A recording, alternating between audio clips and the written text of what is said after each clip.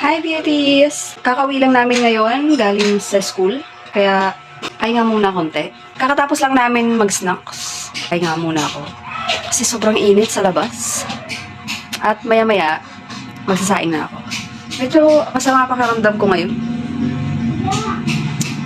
Siguro na masyadong over-fatigue. Siguro. Ayan, may konti. Saing ako. Para makatulog kami agad ng maaga. Kasi bukas, maaga na naman kami gigising bukas. So, yun.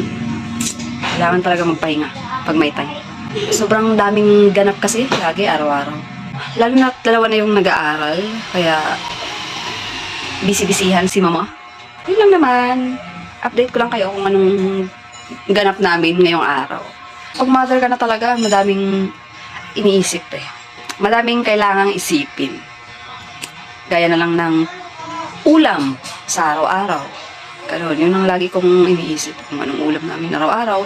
Pero buti na lang kamo, may kalendarya dito sa tapat namin. Kaya nakakain kami kahit hindi ako magluto.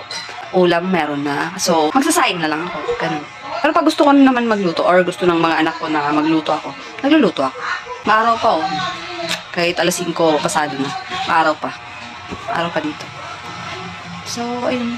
Tapos, syempre, yung baon pa nila, araw-araw. Iisipin mo pa yun. Kaya, mas mainam, bumibili na lang ako lagi ng pangbaon nila. Everyday, sa school. Kung ano lang, biskuit, ganun. Anong gusto nila, ganun. Madaming iisipin talaga sa maghapon. Kung halimbawa, may assignment, may projects. Tapos, kung ano pa, madami. As a mother, maglilinis ng bahay, maghuhugas, maglalaba. O, diba? Sarap maging nanay.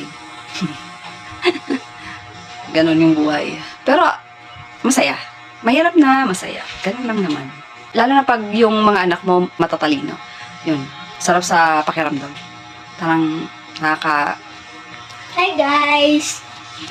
Hi guys! Welcome to channel. Wala kang damit.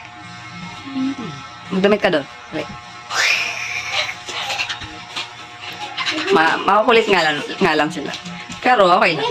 Okay lang yan. Kasi matatalino naman. Ganun talaga. Bye guys! See you again next time!